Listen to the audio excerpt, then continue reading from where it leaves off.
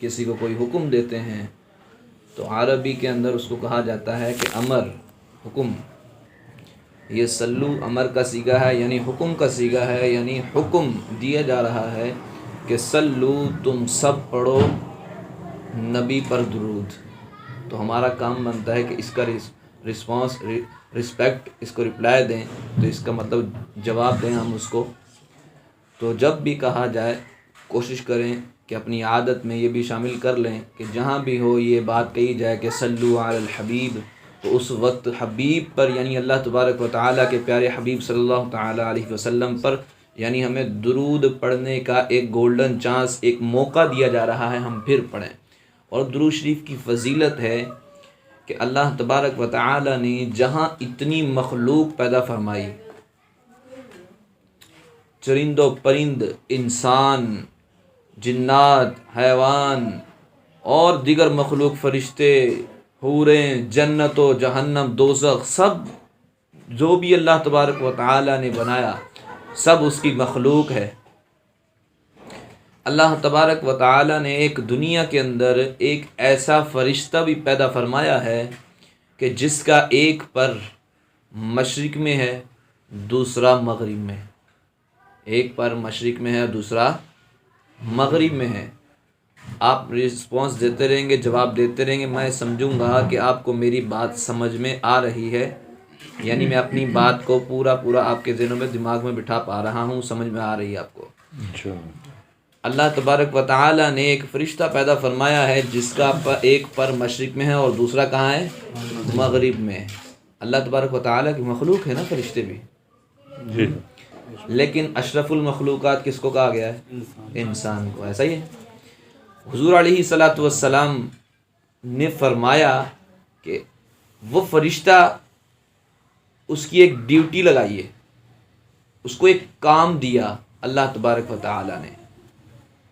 کام کیا ہے کہ حضور فرما رہے ہیں جب کوئی مجھ پر درود پڑھتا ہے، کیا فرمایا؟ جب کوئی مجھ پر درود پڑھتا ہے۔ کون فرما رہا ہے؟ ہمارے پیارے حبیب صلی اللہ تعالی علیہ وآلہ وسلم۔ تو وہ فرشتہ سمندر میں، پانی میں غوطہ لگاتا ہے۔ کب؟ جب کوئی مجھ پر درود پاک پڑھتا ہے۔ جب کوئی مجھ پر درود پاک پڑھتا ہے، وہ فرشتہ پانی کے اندر غوطہ لگاتا ہے، وہ فرشتہ کہ جس کا ایک مشرق میں پر ہے اور دوسرا مغرب میں۔ آج ہم دیکھتے ہیں ایک مرغی ہے، اگر وہ پانی میں چلی جاتی ہے، اس کے بعد وہ اپنے پروں کو جھاڑتی ہے، کتنے قطرے نکلتے ہیں اس سے، گن سکتا ہے کوئی؟ کیسے جھاڑتی ہو اپنے آپ کو؟ آج کوئی کبوتر، کوئی کوا یا کوئی چیل پانی میں گر جاتی ہے تو اس کے بعد وہ جب نکلتا ہے اس سے، اگر زندہ نکل آئے تو اس کے بعد وہ جب پر جھاڑتا ہے تو کتنے قطرے جڑتے ہیں، کتنی بوندیں جڑتی ہیں اس سے، نہیں شمار کر سکتے۔ لیکن اگر کوئی اتنا بڑا فرشتہ ہو کہ جس کا ایک پر مشرق میں ہو اور دوسرا مغرب میں، جب وہ پانی میں بالقصد غوطہ لگائے، یہ بلی، چیل، کوا، کبوتر، یہ جو گرتے ہیں یہ بالقصد پانی میں نہیں جاتے، یہ گرتے ہیں، تھک جاتے ہیں یا زخمی ہو جاتے ہیں یا مرتے ہیں تو ہی گرتے ہیں پانی کے اندر۔ ایسا ہی ہے، جب پانی پینا ہوتا ہے تو کنارے پہ رک کے پانی پی لیتے ہیں، اندر نہیں جاتے۔ لیکن اگر یہی بالقصد پانی کے اندر جائیں، اور پھر کس طریقے سے یہ بھیگ جائیں گے پانی سے، کس طریقے سے یہ غوطہ لگا کے آئیں گے، جب بالقصد یعنی جان بوجھ کر ارادہ کر کے جائیں، اسی طریقے سے فرشتہ ارادہ کر کے جب پانی میں غوطہ لگاتا ہوگا تو اس وقت وہ نکلنے کے بعد اپنے پر جب جھاڑتا ہوگا تو اس کے پروں سے کتنے قطرے نکلتے ہوں گے، کتنے قطرے کوئی شمار کر سکتا؟ نہیں شمار کر سکتا۔ تو حضور علیہ الصلاۃ والسلام نے ارشاد فرمایا جب کوئی مجھ پر درود پاک پڑھتا ہے، وہ فرشتہ پانی میں غوطہ لگاتا ہے، لگانے کے بعد جب نکلتا ہے وہ پر جھاڑتا ہے، اس کے پروں سے جتنے قطرے نکلتے ہیں اس ہر قطرے سے اللہ تبارک و تعالی ایک فرشتہ پیدا فرماتا ہے جو اس شخص کے لیے استغفار قیامت تک کرتا ہے جو مجھ پر درود پاک پڑھتا ہے۔ کتنی بڑی فضیلت ہے۔ صرف درود پاک یہ نہیں، 1 بار، 10 بار، 15 بار، 25 بار، 50 بار، 100، 1000 نہیں، صرف یہ کہا کہ جب کوئی مجھ پر درود پاک پڑھتا ہے، کوئی تعداد مقرر نہیں فرمائی، صرف اتنا فرمایا کہ جب کوئی مجھ پر درود پاک پڑھتا ہے۔ ایک روایت میں آتا ہے کہ حضور علیہ الصلوۃ والسلام نے ارشاد فرمایا، تم اپنی مجلسوں کو مجھ پر درود پاک پڑھ کر آراستہ کرو، تم اپنی مجلسوں کو مجھ پر درود پاک پڑھ کر آراستہ کرو کہ تمہارا مجھ تک درود پاک پہنچتا ہے۔ ایک روایت کے مطابق کہ تم اپنی مجلسوں کو مجھ پر درود پاک پڑھ کے آراستہ کرو، ایک تو یہ بتایا کہ مجھ تک درود پہنچتا ہے، دوسری روایت کیا ہے کہ اپنی مجلسوں کو درود پاک پڑھ کے آراستہ کرو گے، تمہارا یہ مجھ پر درود پاک پڑھنا کل بروز قیامت تمہارے لیے نور ہوگا، کل تمہارے لیے نور ہوگا۔ کس وقت؟ جب باپ بیٹے کو نہیں اور بیٹا باپ کو نہیں پہچانے گا، ماں بیٹی کو نہیں اور بیٹی ماں کو نہیں پہچانے گی۔ باپ بیٹے کو کہے گا، والد بابا مجھے نیکی دے دو، میں نے تمہارے ساتھ زندگی میں دنیا میں یہ بھلائی کی تھی، اس وقت باپ بھی جواب دے دے گا۔ آج جو ماں ہے اپنے بچے کو اگر وہ سردیوں میں گیلا کر دے پیشاب سے بستر، تو ماں اس گیلے پر لیٹ جاتی ہے اور خود بچے کو خشک جگہ اپنی جگہ پر لٹا دیتی ہے۔ کل بروز قیامت جب وہی بچہ اپنی ماں سے نیکی مانگے گا تو ماں منع کر دے گی۔ اس وقت یہ ہمارا دنیا میں درود پاک پڑا ہوا نا ہمارے لیے نور ہوگا۔ حضور علیہ الصلوۃ والسلام نے ارشاد فرمایا، اتنی بڑی درود پاک کی فضیلت ہے، تو ہمیں چاہیے کہ ہم درود پاک کو اپنی زندگی کے معاملات میں شامل کر لیں۔ دن کے اندر کوئی ایک خاص معین وقت رکھ لیں کہ یار اس وقت مجھے اتنی بار درود پاک پڑھنا ہے، اتنی بار درود پاک پڑھنا ہے۔ اور اب مجلس کیا مطلب اس کا؟ اب یہ جو ہم بیٹھے ہیں نا، سارے اکٹھے ہیں، آپس میں جو بھی معاملات ہیں دیکھ رہے ہیں، یہ ایک مجلس ہے۔ اب ہم کیا کریں؟ جیسے اب میں نے اپنا کلام بات کرنے سے پہلے ہی صلو علی الحبیب کہا تھا، یہی کہا تھا نا کہ صلو علی الحبیب مطلب کیا کہ تم درود پاک پڑھو حضور کی ذات پہ۔ اس کا مطلب مفہوم معنی یوں لیں گے کہ تم درود پڑھو کس کی ذات پہ؟ حضور کی ذات پہ۔ یہ میں نہیں کہہ رہا ہوں، یہ قرآن کہہ رہا ہے۔ اب آپ کہو کہ کیسے قرآن کہہ رہا ہے؟ قرآن پاک نے ارشاد فرمایا ہے، اللہ تبارک و تعالیٰ کا کلام ہے، کلام خدا بزبان مصطفیٰ صلی اللہ تعالیٰ علیہ وآلہ وسلم۔ اللہ تبارک و تعالیٰ ارشاد فرماتا ہے مصطفیٰ کی زبان سے، ان اللہ و ملائکتہ یصلون علی النبی۔ ایسا ہی ہے، ہم سنتے رہتے ہیں نا، نمازیں پڑھتے ہیں، امام صاحب، مولوی صاحب، خطیب صاحب جو ہے نا، حافظ صاحب، قاری صاحب جو ہیں، علامہ صاحب، مفتی صاحب، یہی محفلوں میں، یہی ہم مساجد کے اندر، یہی فاتحاؤں میں، یہی جگہ جگہ پر سن رہے ہوتے ہیں۔ یہی آیت ہوتی ہے نا، کوئی اور دوسری تیسری تو نہیں ہوتی۔ اس کا مطلب کیا ہے؟ ان اللہ، بے شک اللہ تبارک و تعالی، ان اللہ و ملائکہ، اور اس کے ملائکہ، یصلون کیا کرتے ہیں؟ درود پڑھتے ہیں، علی النبی، نبی پر۔ ایسا ہی ہے، اللہ اور اس کے ملائکہ درود پڑھتے ہیں نبی پر۔ یعنی جب درود کی نسبت اگر ہم اللہ تبارک و تعالیٰ کی طرف کریں گے، یعنی ہم یوں بولتے ہیں کہ اللہ تبارک و تعالیٰ خود اپنے محبوب پر درود پڑھ رہا ہے، تو اس کا مطلب ہوتا ہے اللہ تبارک و تعالیٰ اپنے محبوب پر خود رحمت نازل فرما رہا ہے۔ اگر ہم اس کی درود کی نسبت کریں گے فرشتوں کی طرف، تو اس کا مطلب کیا ہوتا ہے؟ اس کا مطلب یہ ہوتا ہے کہ فرشتے اللہ تبارک و تعالیٰ سے حضور کی ذات پر رحمت نازل کرنے کی دعا کر رہے ہیں۔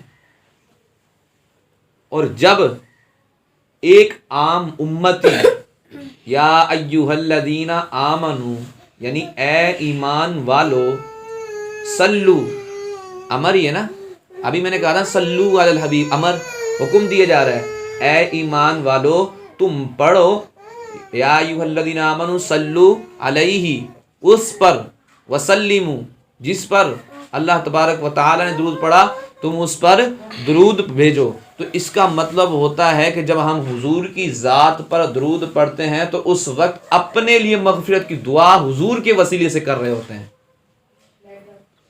اپنی مغفرت کی دعا حضور کے وسیلے سے کر رہے ہیں. آپ دیکھیں نا کہ اللہ تبارک و تعالیٰ نے حضور علیہ السلام نے ارشاد فرمایا نا، جو مجھ پر ایک بار درود پاک پڑھے گا اللہ تبارک و تعالیٰ اس پر 10 رحمتیں نازل فرماتا ہے. ایسا ہی حضور کی حدیث ہے، من صلی علیہ صلاۃ مرۃ صلی اللہ علیہ عشرہ، یہ حدیث ہے.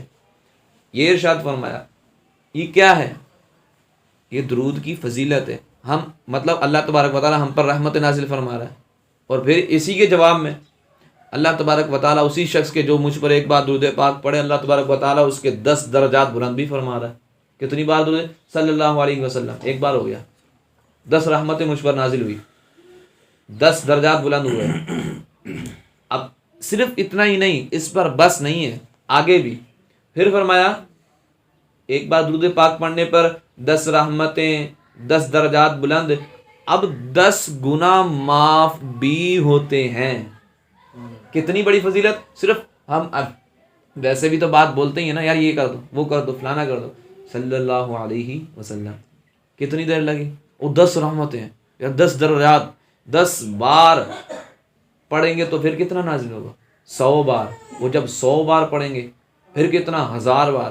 اور 1000 بار اگر دن میں کوئی اللہ تبارک و تعالیٰ کے پیارے حبیب پر درود پاک پڑھتا ہے نا، تو حضور علیہ الصلوۃ والسلام نے ارشاد فرمایا اگر دن بھر میں کوئی مجھ پر درود پاک پڑھے، دیکھیں کتنی پیاری فضیلت، دن بھر میں اگر کوئی مجھ پر درود پاک پڑھے تو وہ جنت میں اور وہ اس طریقے سے ہوں گے.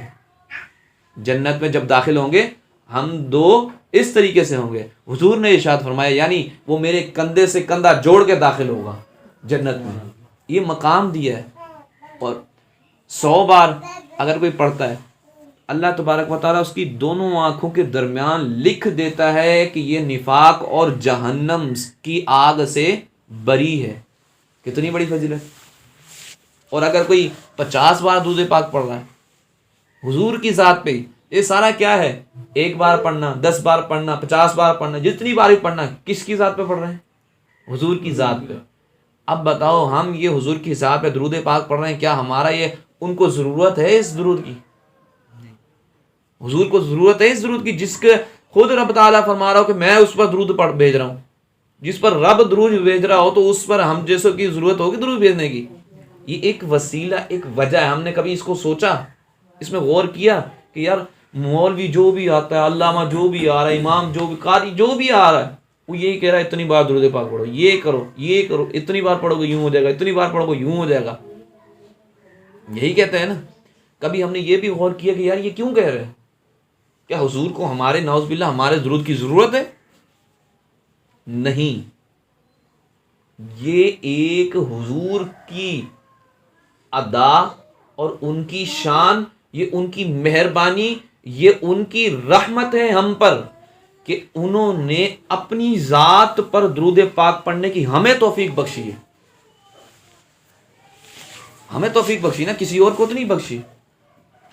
آج پھر بھی ہم دور ہیں اس سے، ہم پھر بھاگتے ہیں اس سے. آج سوچیں، ہم خود سوچیں کہ یار ہم نے آج تک کتنے اپنی زندگی میں درود پڑھے ہوں گے. ابھی زندگی کو تو چھوڑو، ابھی صبح سے لے کر ابھی تک کتنی بار درود پاک پڑھا ہوگا. اور اس کے مقابلے میں کتنی باتیں کی ہیں ہم نے جو فضول ہوں گی. یہ میں نہیں پوچھتا ہوں، آپ اپنے آپ سے خود سوال کریں، میں اپنے آپ سے خود سوال کرتا ہوں کہ یار میں نے آج دن بھر میں ابھی تک صبح سے لے کر جب سے میں نے صبح کی ہے کتنی بار درود پاک پڑھا اور کتنی ہم نے ایکسٹرا فضول باتیں کی. اگر ان فضول باتوں کی وجہ سے، ان فضول باتوں کی جگہ پر ہم حضور کی ذات پہ درود پڑھ لیتے تو کتنا فائدہ ہوتا. آج ہم وظائف ڈھونڈ رہے ہوتے ہیں، یار علامہ صاحب وہ جو نا پریشان ہو گئے، اس کا وظیفہ بتا دو یار، گھر میں بیماری آ گئی، اس کا وظیفہ بتا دو یار، اس کو تعویذ دے دو. آج ہم معذرت کے ساتھ یہ مجھے کہنا پڑ رہا ہے کہ آج جو ہمارا اپنی نیچر بن گئی، جو سوچ بن گئی ہے نا، وہ یہ ہے جو اصل جس سے ایک مولوی وظیفہ اخذ کر کے نکال کے تمہیں بتا رہا ہے، وہ چیز تمہارے گھر میں ہے، وہ چیز ہمارے گھر میں ہے. ہم نے نوٹ نہیں کیا، اس پر گرد جم گئی، اس پر مٹی جم گئی، اس کے وہ خاک آلود ہوا ہے، ہم نے کھول کے کبھی پڑھا نہیں. اور ہماری سوچ کیا کہ یار ہمارا بچہ جو ہے نا حافظ بن جائے، ہمارا بچہ عالم بن جائے، وہ قاری صاحب اچھے سے اچھا ہے، ہم 10,000 20,000 لاکھ تک فیس دینے کے لیے تیار ہیں، ہمارا بچہ حافظ بن جائے. یار ہمارا بچہ تو حافظ بن جائے، آج ہم کتنا قرآن کھول رہے ہیں. ہماری یہ تو سوچ ہے کہ یار ہمارا بچہ حافظ بن جائے. ٹھیک ہے، ہم مانتے ہیں اس بات کو کہ یار جب ہم چھوٹے تھے تو اس وقت کوئی ایسا تھا ہی ماحول کہ قرآن پاک پڑھا جائے، پر ابھی تو جگہ جگہ پر مدرسہ لگ رہا ہے. آؤ بھی بالغان کو پڑھایا جا رہا ہے، بڑے اسلام بھائیوں کو پڑھایا جا رہا ہے، لیکن افسوس ہمارے پاس وقت نہیں ہے کہ اپنے گھر میں بھی ہم قرآن کھول دیں. ایسا ہے یا نہیں؟ اگر میں غلط ہوں تو پھر میری رہنمائی کریں. آج ہم ہمارے گھروں پر قرآن پاک رکھے ہیں، پر ہم قرآن کھولتے ہی نہیں ہیں. صبح اٹھی یا تو اخبار ہاتھ میں ہوگا یا ٹی وی کے سامنے بیٹھے ہو، یار وہ خبر کیا آئی آج، وہ لائن کیا چل رہی ہے، پٹی کیا چل رہی ہے. اچھا ہاں یار چلو.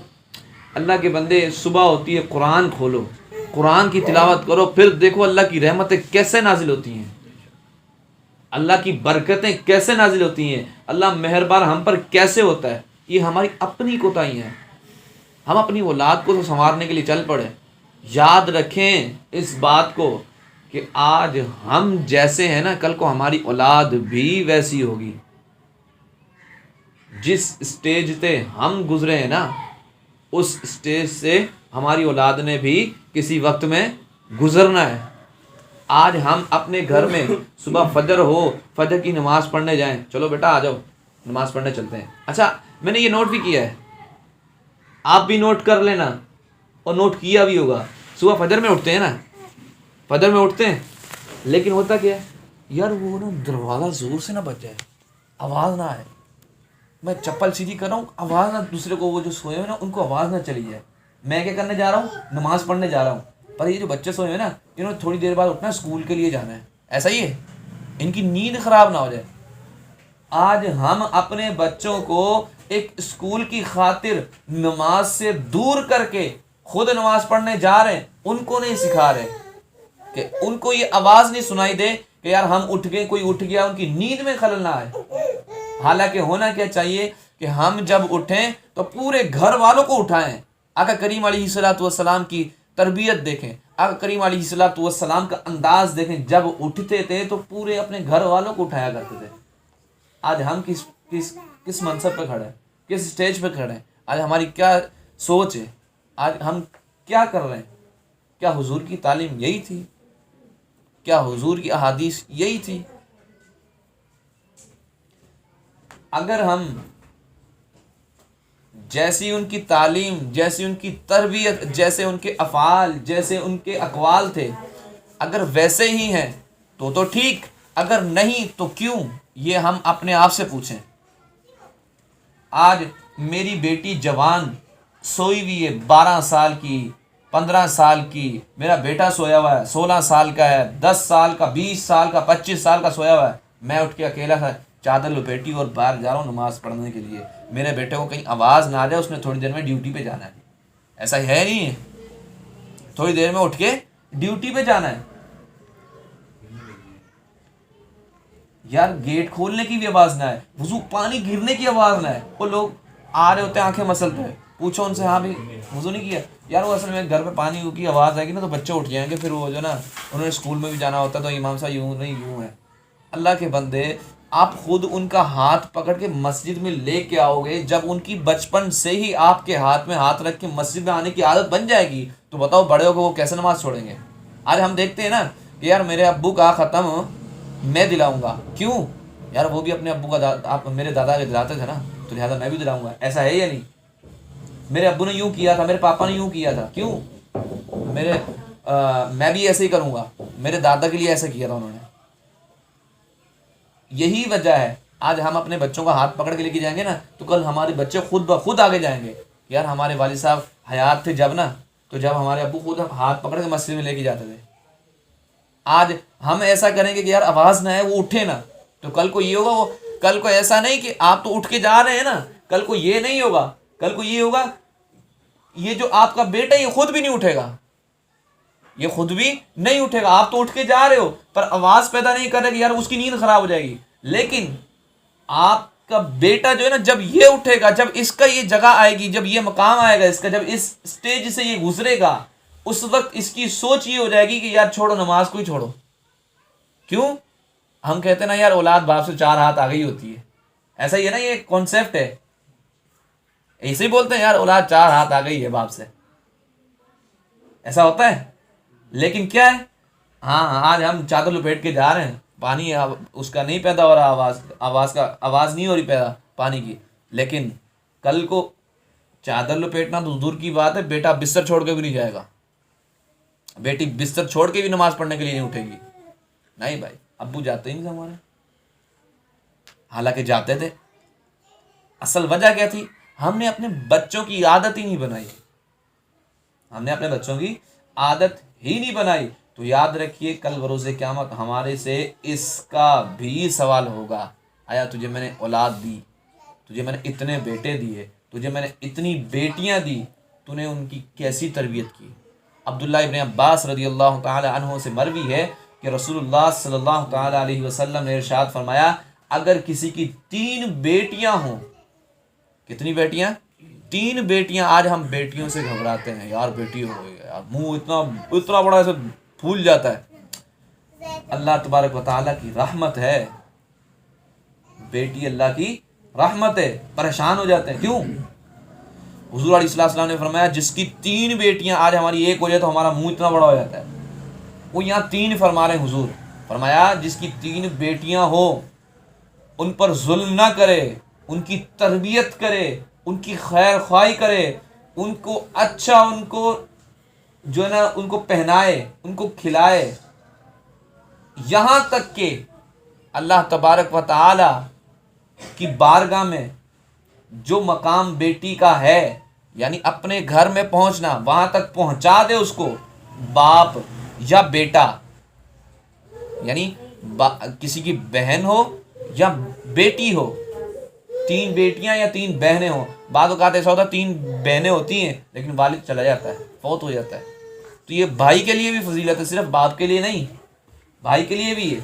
فرمایا اگر ایسا ہے اور 3 چیزیں پائی جا رہی ہیں، تربیت بھی کر رہا ہے، ظلم نہیں کر رہا، اور یہاں تک کہ وہ اسے بے نیاز کر دے، اسے بے نیاز کر دے، یعنی وہ بیٹی جو ہے یا اس کی بہن ہے وہ اسے بے نیاز کر دے، تو اللہ تبارک و تعالی اس پر جنت واجب کر دیتا ہے.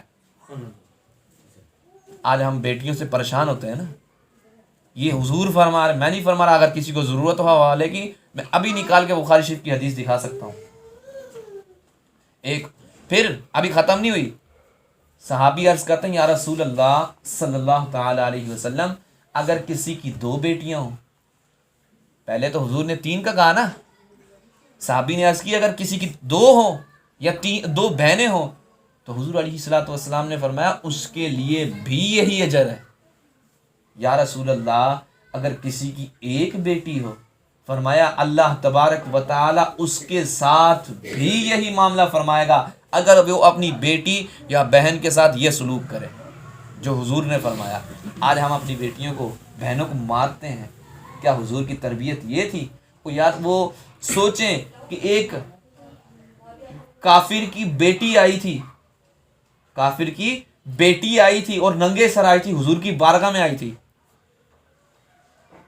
حضور علیہ الصلوۃ والسلام نے کیا معاملہ فرمایا تھا اس کے ساتھ؟ کیا کاٹ کے پھینک دیا تھا اس کو، یا دور کر دیا تھا اپنی نظروں سے، یا اپنی بیٹی جیسا سلوک کیا تھا؟ حضور علیہ الصلوۃ والسلام نے اپنی چادر اڑائی اس کو، اور ایک صحابی کی ڈیوٹی لگائی، ایک صحابی کی ڈیوٹی لگائی کہ تم اس کو چھوڑ کر آؤ. اور وہ صحابی آگے آگے چل رہے ہیں. کیا؟ وہ صحابی آگے آگے چل رہے ہیں. جب وہ چل رہے ہیں آگے آگے تو یہ کہنے لگی کافر کی بیٹی، میں تو سردار کی بیٹی ہوں، تم میرے سے پیچھے چلو. اب یہ صحابی کا تقوی، حضور کی تربیت دیکھیں. صحابی فرماتے ہیں میں پیچھے چلوں گا، تیری چادر کو ہوا لگے گی اور تیری چادر اٹھے گی اور تیرے بالوں پر مجھے ایسا ہے کہ نظر نہ پڑ جائے، میں اس لیے آگے چل رہا ہوں. میں چاہتا ہوں کہ تیرے بالوں پر بھی میری نظر نہ پڑے. اتنا پردہ. آج ہم کسی سٹیج پہ کھڑے ہیں. حضور علیہ الصلوۃ والسلام جب کہیں جنگ پہ جاتے, کسی سے مقابلہ کرنا, جنگ کرنی ہوتی تھی کافرین مشرکوں سے, تو اس وقت کہیں پر بھی سفر پہ جاتے تو سب سے آخر میں جناب فاطمہ الزہرا رضی اللہ تعالی عنہا سے ملتے. اچھا, واپس آتے. آج ہم سوچیں, میں یہ سنا رہا ہوں, حضور کی حدیث سنا رہا ہوں, کوئی میں اپنا وہ گھر کی کہانی نہیں سنا رہا ہوں, حضور کی حدیث سنا رہا ہوں. آج ہم سوچیں کہ آج ہم کیا کرتے ہیں.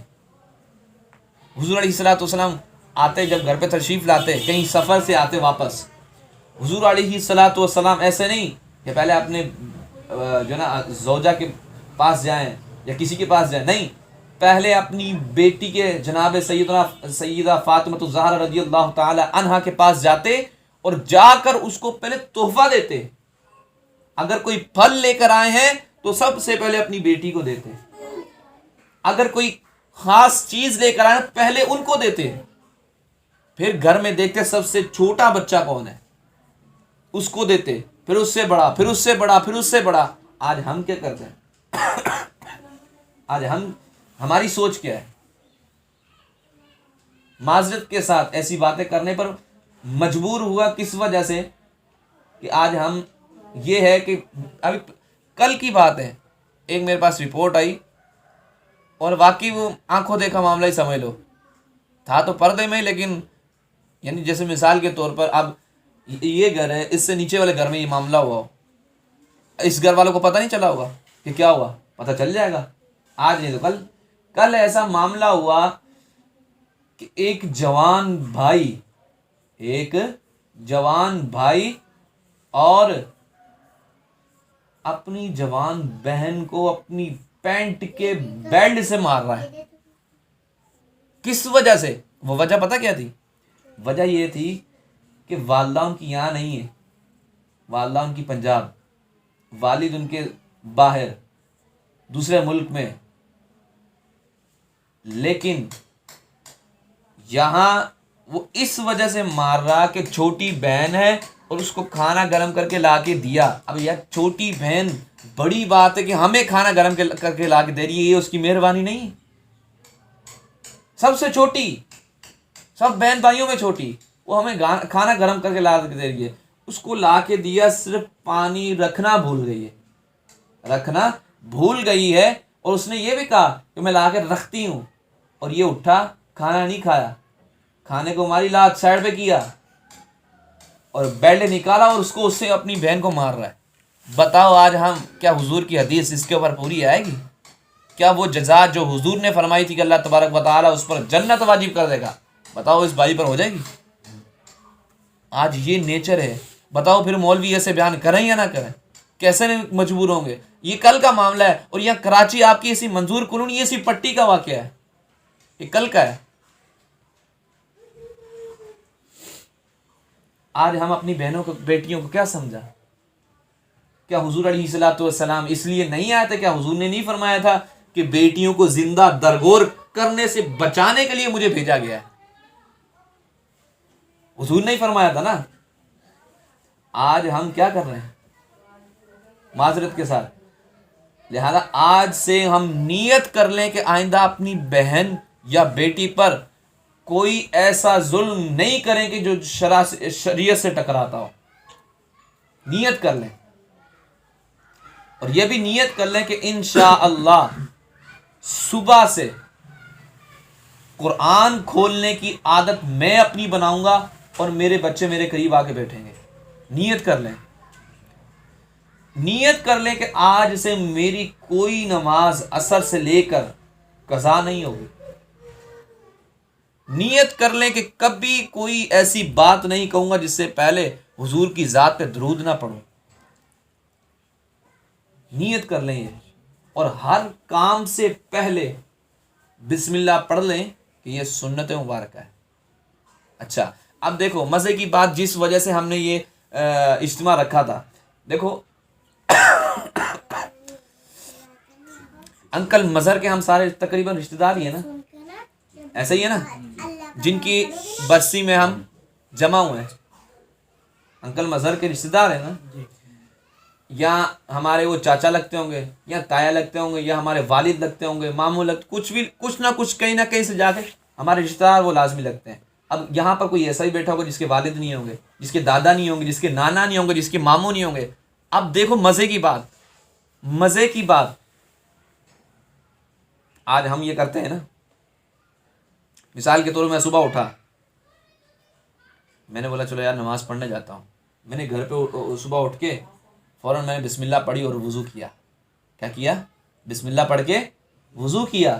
اب یہ جو بسم اللہ پڑھی اس کا ثواب ملے نا مجھے، وضو کرنے کے بعد اگر یہ جملہ کہہ دیں ہم کہ یا اللہ آج میں جو بھی تیری رضا والا کام کروں گا نا اس کا ثواب میرے ابو کو، میرے چاچو کو یا جو بھی فوت ہوا ہو اس کو پہنچا دیں۔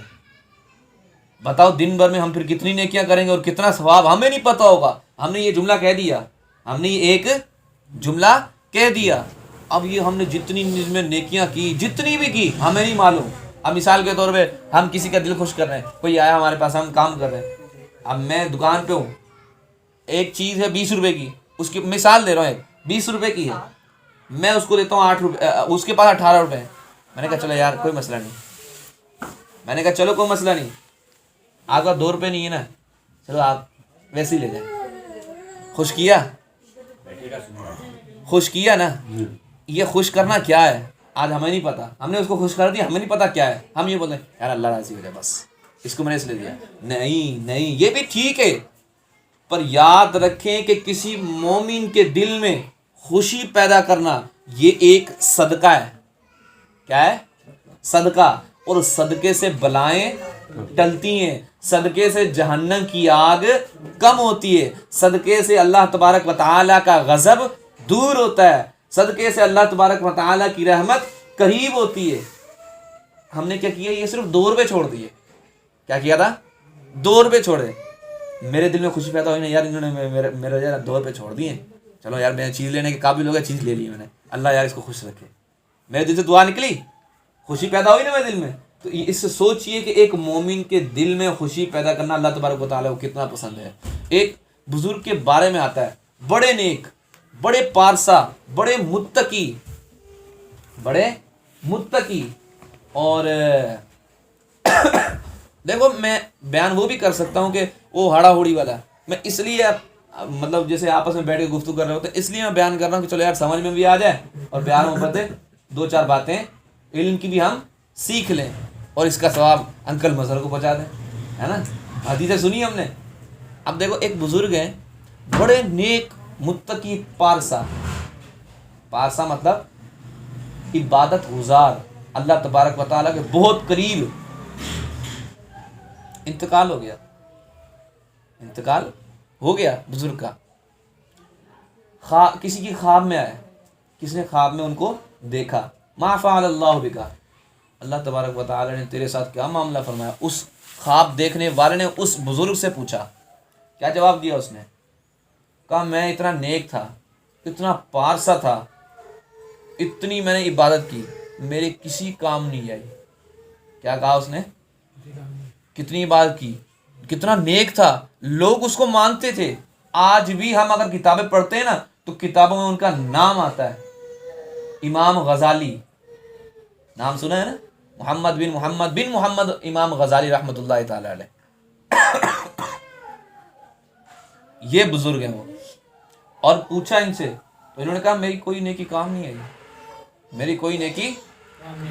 آئی، میں نے ایک نیکی کی تھی، میں نے وہ نیکی سمجھ گئی، پتہ نہیں اب کی یا نہیں کی، لیکن وہ اللہ تبارک و تعالیٰ کو ادا بڑی پسند آ گئی، جس کی وجہ سے اللہ تعالیٰ نے مجھے بخش دیا۔ اچھا یہ تو بتاؤ وہ ادا کون سی تھی؟ کہا میں ایک دفعہ بیٹھ کے کتاب لکھ رہا تھا ایک، میرے پاس انک پوٹ رکھا ہوا تھا اور قلم رکھا ہوا تھا۔ آپ کو معلوم ہوگا کہ پہلے انک ہوتی تھی، اس کے اندر قلم ڈبونا، پھر اس کے بعد اس کو اس کے ذریعے لکھنا۔ وہ کہا کہ میں جب قلم سے لکھنے کے لیے قلم کو انک پوٹ کے اندر ڈالا تو اس وقت ایک مکھی اس قلم کے اوپر آ کے بیٹھ گئی۔ کس پہ آ کے بیٹھی؟ قلم پہ، اور اس نے اس انک کو چوسنا شروع کیا۔ उस इंक को चूसना शुरू किया, मैंने उसको उड़ाया नहीं, मैंने कहा यार पता नहीं कब से प्यासी होगी है, पीने दूं।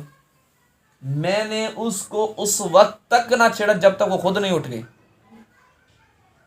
मैंने उसको उस वक्त तक ना छेड़ा जब तक वो खुद ना उड़ गई। बस मेरा ये करना था। रब ताला को इतनी मक्खी कितनी सी होती है, ये अदा बड़ी पसंद आई, अल्लाह तबारक व तआला ने मुझे बख्श दिया। कितनी सी अदा थी, एक मक्खी को कलम पे इंक चूसने पर मना नहीं किया, उड़ाया नहीं, ये अदा अल्लाह तबारक व तआला को पसंद आई। आज हम ना जाने कितने गुनाह कर जाते हैं। वो तो नेक थे, वो बुजुर्ग थे। आज हम दरस निज़ामी करते ना आलिम कोर्स, उसके अंदर न जाने कितनी किताबें पढ़ाई जाती हैं इनकी लिखी हुई, इमाम गजाली की कितनी किताबें पढ़ाई जाती हैं, कितने अक़वाल इनके पढ़े जाते हैं, इतने बड़े बुजुर्ग। आज हमने कोई ऐसी किताब लिखी हो, कोई ऐसी बात लिखी हो जो दरस निज़ामी है, कुरान पाक की वो जो ना सिखाते हुए उस वक्त कोई कारी बताता हो, कोई ऐसी बात किसी ने लिखी हो, कहीं नहीं लिखी, कहीं भी ना मैंने लिखी ना आपने लिखी, नहीं लिखी ना। ये तो वो बुजुर्ग है कि जिनको इतना बड़ा माना जाता है कि आज भी उनकी दरस निज़ामी के अंदर आलिम बनाने के कोर्स में उनकी किताबों को, उनके अक़वाल को शामिल किया हुआ है। अब सोचो वो वैसा बंदा कह रहा है कि मेरे को जो बख्शा है अल्लाह तबारक व तआला ने वो बस एक मक्खी के सबब बख्शा है। तो आज हम इतने बड़े नेक हैं जितने वो बुजुर्ग थे। ये चोट कर रहा हूं दिल को, हम नेक हो जाएं और एक हो जाएं, हम नेक हो जाएं और एक हो जाएं। ये जुमला बड़ा भारी है, ये जुमला बड़ा भारी है, ज़रा सोचें। हम नेक हो जाएं और एक हो जाएं। आज मुझे कोई मस्जिद के मिंबर में बिठा देता है ना, तो मेरा बराबर वाला भाई ये मिंबर में क्यों बैठ गया, इसकी टांग खींचो भाई, ये ऊपर चला गया। नहीं, ये नहीं। हम अल्लाह तबारक व तआला की बारगाह में दुआ करें, या अल्लाह इसको तूने मनसब दिया, इसको मजीद बढ़ोतरी अता फरमा, इसके सदक़े मुझे भी अता फरमा। ना कि हम ये बोले नहीं यार मैं भी मिंबर, ये क्यों बैठा, मैंने बैठना था यार, इस सीट पे ये क्यों बैठा, इस जॉब पे ये क्यों गया, मैंने जाना था, इसको ये क्यों मिला, मुझे मिलना चाहिए था। आजकल हमारे अंदर माज़रत के साथ ये बन चुका है कॉन्सेप्ट। इसको क्लियर करना है, इसको ख़त्म करना है, सामने वालों को खुश करना है। और अपने जो भी अजीज़ व अकारिब हो ना, जो भी अजीज़ व अकारिब हों, फौत हो जाएं। हुज़ूर अलैहिस्सलातु वस्सलाम की हदीस है जिसका मफ़हूम ये है कि मेरी उम्मत जब कब्र में जाएगी ना, बहुत गुनाहगार होगी। मेरी उम्मत जब कब्र में जाएगी तो बहुत गुनाहगार होगी, और जब उठाई जाएगी तो गुनाहों से ऐसे पाक होगी जैसे माँ के पेट से निकली है। ऐसा ही है, क्या फरमाया, मेरी उम्मत जब कब्र में जाएगी तो गुनाहों से भरी हुई होगी, जब वो उठाई जाएगी ना कब्र से तो ऐसे होगी जैसे माँ के पेट से निकली है। उसकी वजह क्या थी? उलमा फरमाते हैं वो यही वजह थी कि जब कब्र में जाएगी उसके बाद उसके मुतअल्लिकीन, उसके अजीज़, उसके अकारिब, उसके दोस्त, उसके अहबाब, उसके बहन भाई उसको पढ़ पढ़ के इसाल करेंगे। ये अदा बख्श है। अच्छा, आज हम बड़ी महफिल में बैठे होते हैं, मिसाल के तौर पर अभी हम जैसे बैठे हैं, तो कोई बाहर से आए, हाँ भाई ये अहमद, ये आपके लिए तोहफा आया बाहर से, अहमद आपके लिए तोहफा आया है बाहर से। अब बताओ अहमद जब इसके सामने, सबके सामने इसको तोहफा दिया जा रहा होगा तो बताओ कैसी खुशी होगी इसको। जब बंदा मर जाता है ना, मरने के बाद कब्र में पहुंच गया, और जब जैसे अभी हमने महफिल सजाई है, जो हमने सीखा है, अगर अल्लाह करे तो हम इस पर अमल करना शुरू कर दें, जिसकी वजह से ये महफिल सजी, जिसकी वजह से हम यहाँ इकट्ठे हुए आए, अगर वो अमल हम करना शुरू कर दे तो जिसकी वजह से हम आए ना, उसको भी इसका सवाब मिलना शुरू हो जाएगा। अच्छा, सवाब जब कब्र में बंदा चला जाता है उस वक्त उसको सवाब जब मिलता है तो कैसे पहुंचता है? जब वो मरता है, कब्र में पहुंच जाता है, अब उसके अजीज़ व अकारिब उसको सवाब इसाल करते हैं। इसाल का मतलब होता है पहुंचाना। जब उसको सवाब पहुंचाते हैं تو اس کو پیش کیسے کیا جاتا ہے؟ ایک فرشتہ آتا ہے. کیا؟ ایک فرشتہ آتا ہے، تھال نما ایک برتن ہوتا ہے، اس کے اندر اس کا ثواب ایسے سجایا ہوا ہوتا ہے جیسے آج ہم پھل فروٹ لے کر جاتے ہیں کسی کے سامنے. پھل فروٹ لے کر جاتے ہیں کسی کے سامنے، اور اس کو دیکھنے والے جو اس کے ارد گرد کے ہوتے ہیں وہ بڑا تعجب اور تمنا کرتے ہیں کہ کاش آج ہم بھی اپنی اولاد کی کاش اچھی تربیت کر کے آ جاتے تو آج ہماری اولاد بھی ہمارے لیے ایسے بہتری ہوتی. تمنا کرتے ہیں. یہی وجہ ہے کہ جب مغرب جمعرات آتی ہے، عصر کی نماز کے وقت، عصر کی نماز کے بعد حوریں اور روحیں جو مرحومین کی ہوتی ہیں وہ گھروں کی طرف لوٹتی ہیں. آیا ہمارے لیے کوئی ثواب بھی ہے، کوئی ہمارے لیے بھی تحفہ ہے یا نہیں؟ ہمارے بیٹوں نے، ہماری بیٹیوں نے کچھ کیا ہے یا نہیں؟ جب بیٹا دیکھتا ہے، وہ روح دیکھتی ہے کہ بیٹا ٹی وی کے سامنے بیٹھا ہوا اور فلم چل رہی ہے، گپے مار رہے ہیں، چوک میں کھڑے ہو کے گالیاں دے رہے ہیں، بد کلامی کر رہے ہیں، ایک دوسرے کی غیبت کر رہے ہیں، مار پیٹ رہے ہیں، تو باپ کی روح جل سڑ کے واپس مڑ جاتی ہے. اگر اس جگہ بھائی کی ہے تو بھائی کی بھی یہی ہے، بیٹے کی ہے تو بیٹے کی بھی یہی ہے، ماں کی ہے تو ماں کی بھی یہی ہے. اور اگر فاتحہ کے لیے ہم تیار کر رہے ہیں اپنے گھر میں ہی، خود فاتحہ پڑھ رہے ہیں، تو وہ روح اتنا خوش ہوتی ہے نا، جب تک واپس نہیں لوٹتی جب تک اس کو ثواب اس کا نہیں پہنچ جاتا، اتنا خوش ہوتی ہے. اور جب وہ ثواب لے کر واپس لوٹتی ہے تو اس کی ارد گرد کی جو قبروں کے مردے ہوتے ہیں نا، جو روحیں ہوتی ہیں، اس وقت وہ تمنا کر رہی ہوتی ہیں کاش ہمارا بھی کوئی آج ثواب احسان کرنے والا پیچھے ہوتا. آج سے نیت کر لیں کہ ہر جمعرات کو، میں نہیں کہتا کہ پرسنلی نہیں جی دیگ منگوانی ہے، نہیں جی اتنا یہ اہتمام کرنا مٹھائی کا ڈبہ منگوانا ہی منگوانا، نہیں، ایسا کچھ بھی نہیں. روزانہ ہانڈی تو بنتی ہے نا ہمارے گھروں پر، ایسا ہے یا نہیں؟ کوئی ایسا تو نہیں کہ اس گھر میں ہانڈی نہ بنتی ہو، سب کے گھروں پہ ہانڈی بنتی ہے، سالن بنتا ہے، روٹیاں بنتی ہیں. بھائی جو آج ہم نے کھانا ہے نا، ہاں بھائی یار جو کھا رہے ہیں، ایک سالن کی کٹوری آئی، پلیٹ آئی، روٹی رکھی ہوئی ہے، ٹھیک ہے، پہلے میں ایک بار سورہ فاتحہ اور 3 بار سورہ اخلاص پڑھ کے اللہ تبارک و تعالیٰ کی بارگاہ میں پیش کر کے، حضور کی بارگاہ میں اور حضور کی ساری امت، اس کے بعد خصوصاً بالخصوص اپنے والد کو یا اپنے بھائی کو پیش کرتا ہوں اس کا ثواب. یہ تو ہم روز 3 ٹائم کر سکتے ہیں، کھانا کھاتے ہیں 3 ٹائم ہی کھاتے ہیں، 3 ٹائم کر سکتے ہیں ثواب.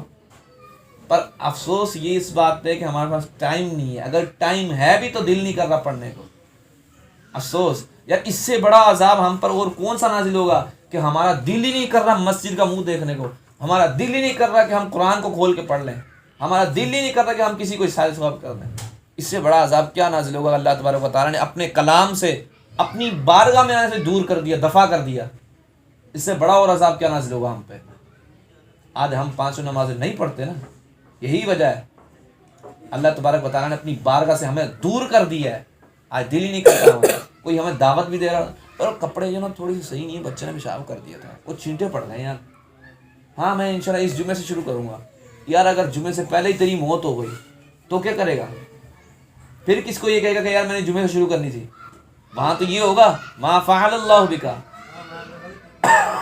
من ربو کا، تیرا رب کون ہے، ما دینو کا، تیرا دین کیا ہے، ما کنت تقول فی ھذا الرجل، تو اس شخص کے بارے میں کیا کہتا تھا. وہاں تو یہ سوال ہوں گے. وہاں تو یہ نہیں ہوگا یار میں جمعے کو پڑھ لوں گا، میں یار وہ نا کل سے شروع کروں گا، میں شام والی سے شروع کروں گا.